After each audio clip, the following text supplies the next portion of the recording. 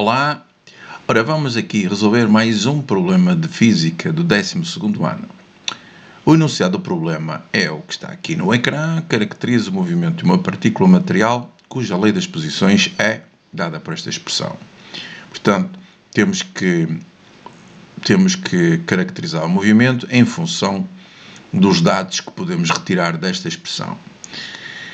Talvez seja oportuno então neste momento fazer uma pausa no vídeo, tentar resolver o problema e depois voltar aqui com a solução encontrada para confrontar com aquela que nós vamos apresentar de seguida. Então, até já. Eis a nossa proposta de resolução. Para caracterizar o movimento de uma partícula, nós temos que calcular a aceleração tangencial e a aceleração normal. E depois analisar estas acelerações e com elas vamos obter a informação necessária para definir e para descrever o movimento da partícula. Para isso, vamos começar por calcular o vetor velocidade, e que é a derivada do vetor posição em ordem ao tempo.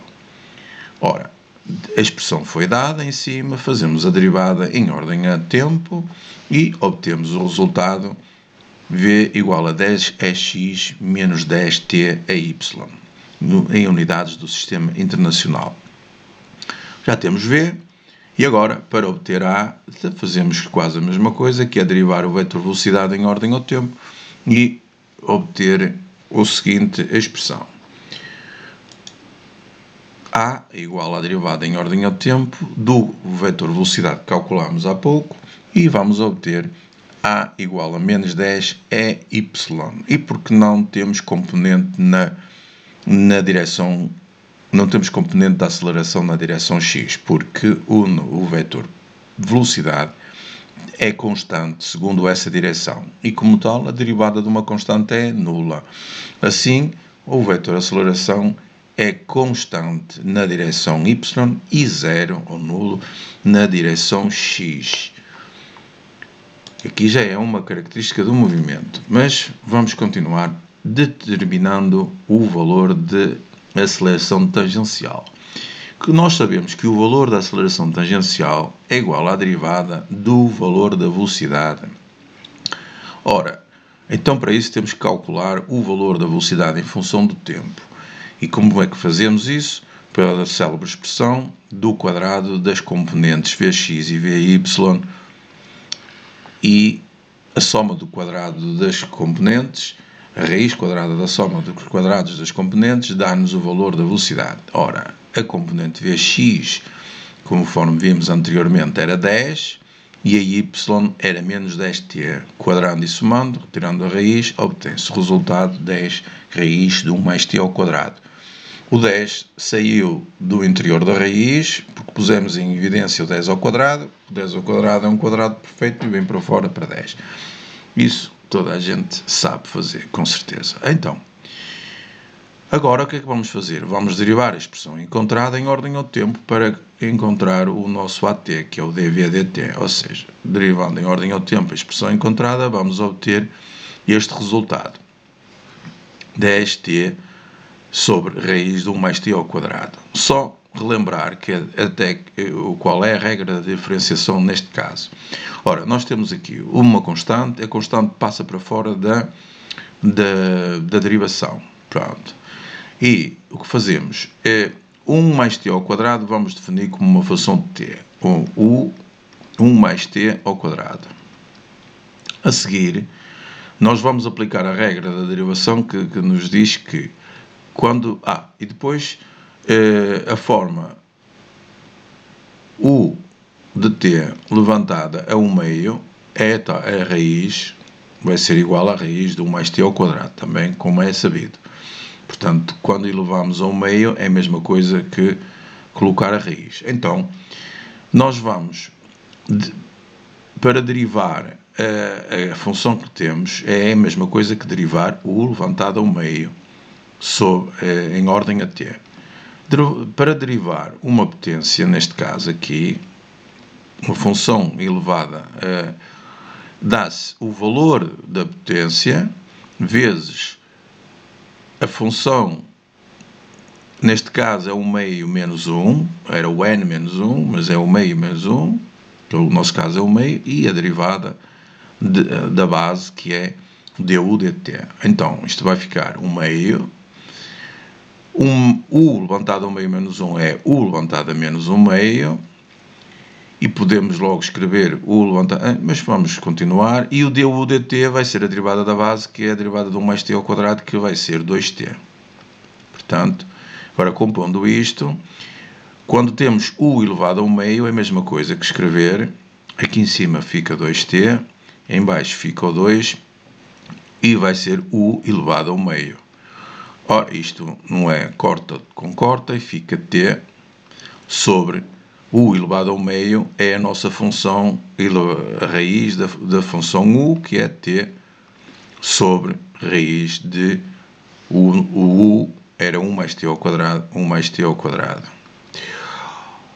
E conforme vemos, é o valor, este valor aqui, é o que está, este 2 corta, e é o que está ali. Portanto, vai dar depois isto, porque o 10 a multiplicar por isto dá aquilo. Portanto, o resultado para AT é este. Isto parece complicado, mas é apenas a regra de uma função elevada a qualquer coisa. Portanto, não esquecer, derivada de u levantado a n, vamos pôr agora esta formalização, u derivada, u levantado a n é igual a u n vezes u n menos 1 vezes a derivada de u. Portanto, foi a regra da derivação que nós aplicamos aqui. Portanto, continuando o nosso problema, vamos agora determinar o AN. Portanto, calculamos anteriormente o AT e agora vamos calcular o AN. Mas como é que vamos calcular? Não precisamos de fazer muitas contas se seguirmos este raciocínio. Em qualquer instante, nós sabemos que a aceleração da partícula é igual à soma das suas componentes tangencial e normal. Portanto, AT mais AN. Ora, nós sabemos do problema que a aceleração é constante. Mas a aceleração é constante e é, ao mesmo tempo, a soma de duas componentes.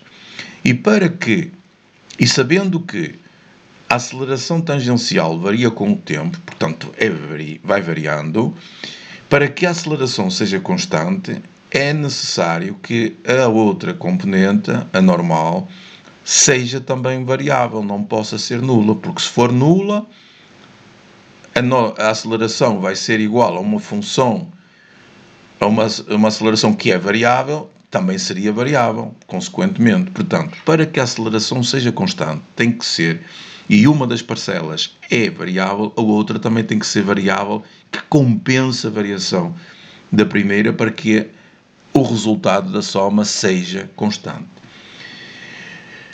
Isto partindo do princípio que isto está claro, ou seja, para que a aceleração seja constante e é a soma de duas parcelas, se uma delas é variável, a outra também tem que ser. Portanto, AN não pode ser nula, porque a aceleração tangencial é variável. Assim, concluímos que a aceleração normal é diferente de zero, e é variável também.